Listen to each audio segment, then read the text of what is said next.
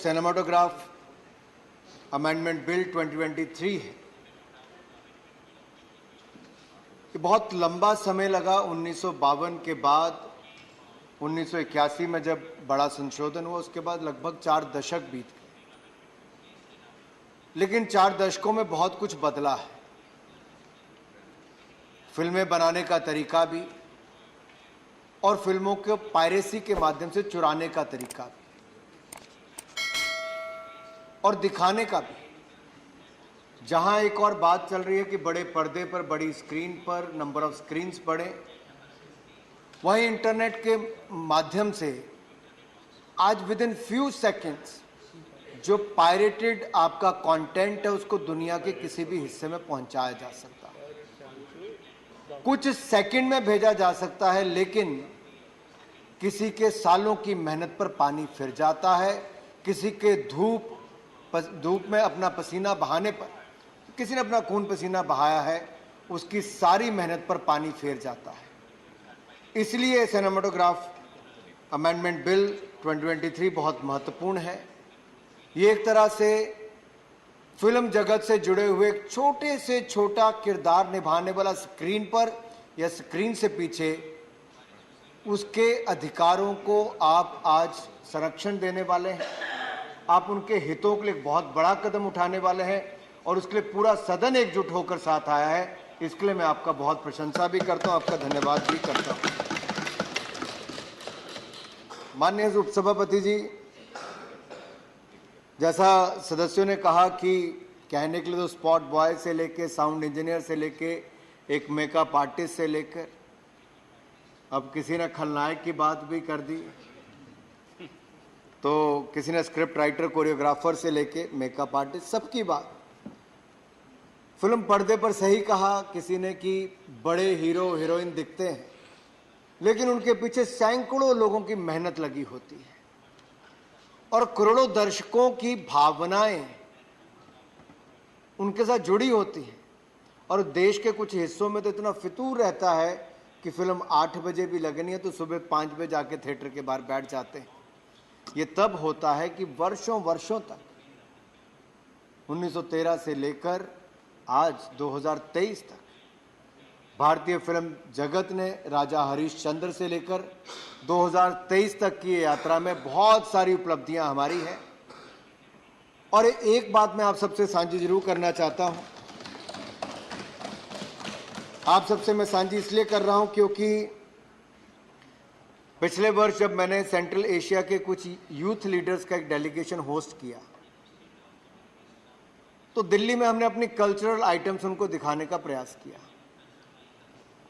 और जब भारत की कल्चरल आइटम्स हुई, जिसमें बहुत हमारे ट्रेडिशनल डांसेस से लेकर कल्चर सबको दिखाया गया, तो उन 5 देशों ने, तुर्कमेनिस्तान, कजाकिस्तान, उज्बेकिस्तान, इन सब ने कहा कि हम भी अपना कुछ करके दिखाना चाहते हैं।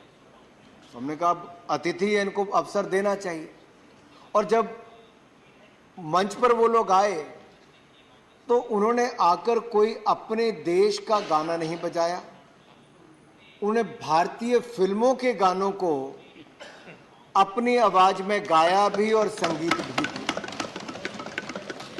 और मुझे खुशी इस बात की है कि गाने भी कोई आजकल के नहीं गाए।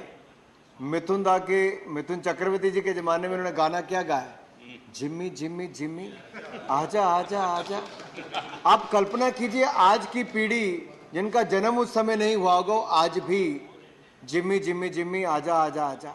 और उसके अगले ने क्या गाया, I am a disco dancer. तो ये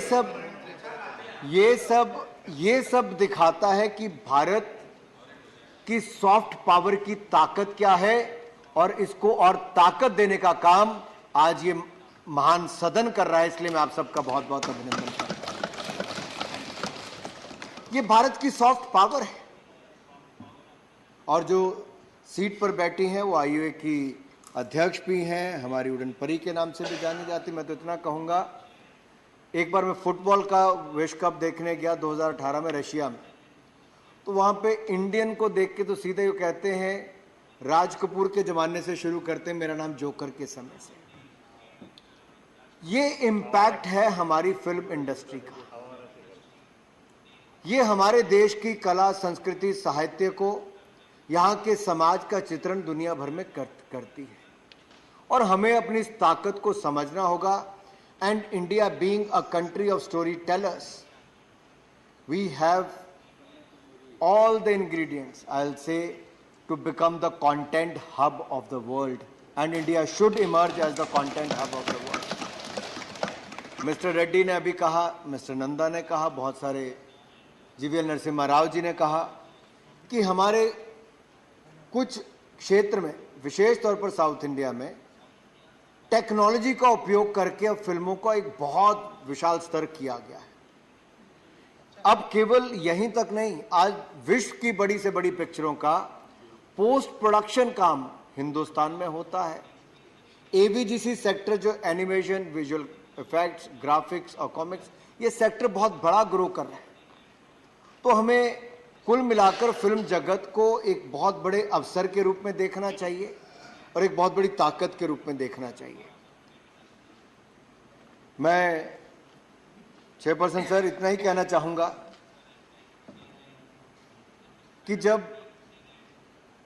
यह बिल 2019 में लाया गया, तब इसमें केवल छोटा सा संशोधन था। उससे जो आपने आज की समस्या की बात कही, उससे उसका हल नहीं हो पाता।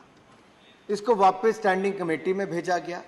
स्टैंडिंग कमेटी के सभी सदस्यों ने अपने सुझाव दिए और उसके बाद हमने इसको पब्लिक के सामने रखा। 2022 में नए रूप में हमने बिल को पब्लिक के सामने रखा, उनके सारे सुझाव आए, पूरी इंडस्ट्री के साथ हमने उनके सुझाव भी लिए और अब एक नए रूप के बीच में द सिनेमेटोग्राफ अमेंडमेंट बिल 2023 आप सबके सामने हम लेकर आए हैं।